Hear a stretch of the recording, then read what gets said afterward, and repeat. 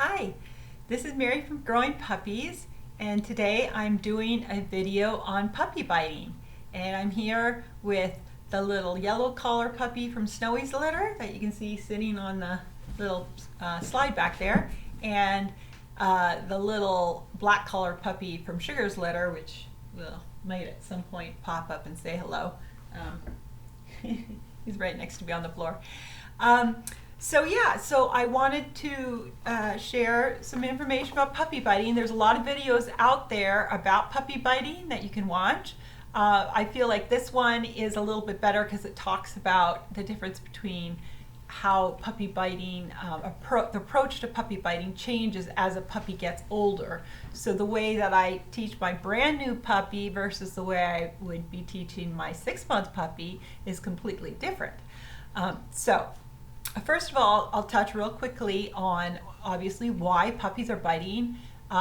This is a natural behavior when they play with their litter mates. They bite on each other. It's part of learning how to fight, really, I guess, and to catch their prey and all that. They're learning how to control their mouths, but they also learn to have a soft mouth when they're playing with their puppy friends. And then they're teething. So their new teeth are coming in, and that obviously, just like a baby, it's painful, and they'll chew all the more as a tooth is erupting. So that's something you can expect. And so their teeth will all be in usually between 4 and 6 months of age. So that's good to know. By 6 months of age, your puppy's biting should really have tapered off completely.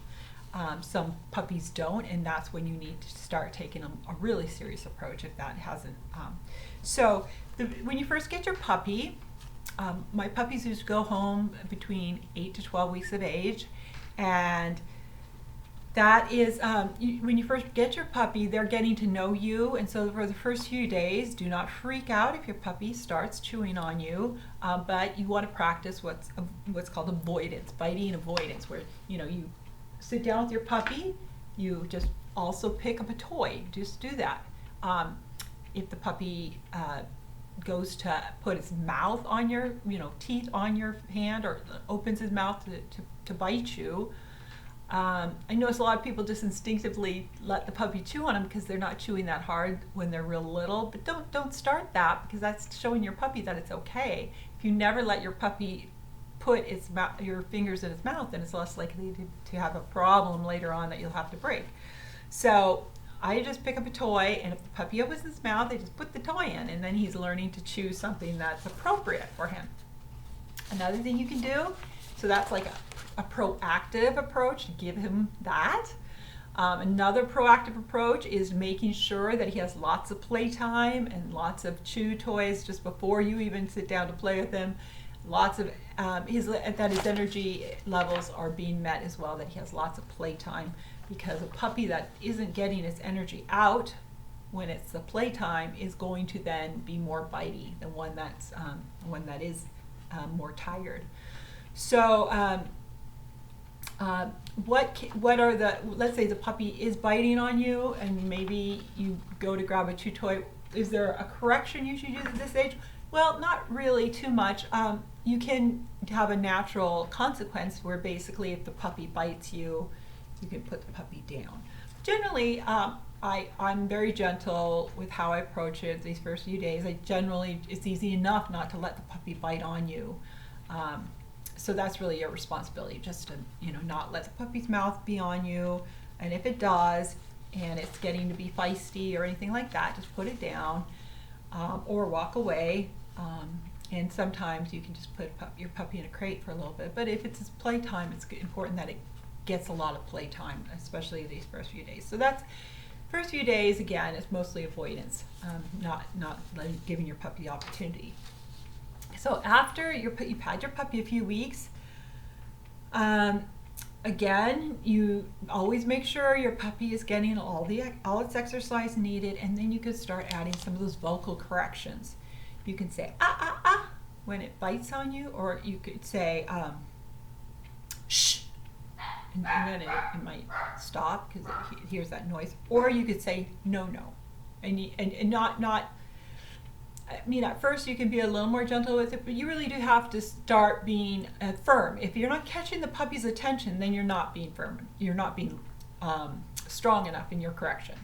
So if you say, no, no, no, do you think that's going to get a puppy's attention? Probably not. But you say, no, no, the puppy's going to hear that kind of short. Or you might say, ah, ah, ah. That's a really good correction for a puppy. That's one that I like. Or another one, shh, shh. It's kind of like a snake sound. That catches a puppy's attention. So you decide what correction you like, or you might use different ones at different times. They're all good. So again, when you first start out, you don't have to be, that was not super loud what I just did there, but it was enough that probably would have caught a little puppy's attention. As your puppy gets older, the volume of how you would do that might increase as well, and that's probably a good idea. And then again, you still do use a correction. Again, putting the puppy down, walking away, that's the kind of correction that would be needed for a young puppy. Okay, so as your puppy gets older, maybe 3 to 4 months, if your puppy maybe you're getting a puppy at 3 or 4 months and you haven't been working with it all this time. So for me, my puppies are already responding to the fact that I don't let them put my fingers in their mouth, that I always have a toy for them. By the time they're 4 months old, I don't generally personally have a problem with my puppies biting me. They also have other dogs to play with, so they have appropriate outlets for them to chew on each other. And the adult dogs will correct the puppy. They also will walk away, or they'll pin the puppy down. I don't recommend you pin your puppy down, but you can do something. So one thing you can do eventually when your puppy's a little bit older, if it bites on you, grab it by your collar. That would be similar to what the mom would do when she pinned the puppy down. Grab the puppy by the collar, hold it, go and you very firmly, and then you let the puppy go. If the puppy stops biting, you say, good dog, and you reward it, and you play with it. Put your mouth on it again. You can do the same thing. And then maybe this time you walk away. But not a gentle You got to have a firm increase the level as you get older. So I talked about exercising your puppy, making sure your puppy gets enough exercise. Also, mental exercise is important. Feeding your puppy in those little puppy feeders, where they have to work to get to their food. Snuffle mats are good. I haven't personally bought a snuffle mat, but that's another one where puppies enjoy searching for food. And in general, just if you have a stimulating environment, lots of places for your puppies to run. At my house, I have an acre of backyard that is enclosed in a fence, and it's wooded. So my puppies are so stimulated by that environment. They get to run through the woods whenever they want to. There's squirrels out there. There's little creatures, I'm sure there's like little moles and stuff like that. There's birds. There's logs. There's leaves. There's all kinds of things for the puppies to explore. So that is very mentally stimulating. If you only have a little postage stamp yard, then you might need to do a little more to engage your puppy. And that, running out to play is not something that's going to be as stimulating if it's just grass and a fence. It's kind of that is more like a large kennel for a puppy.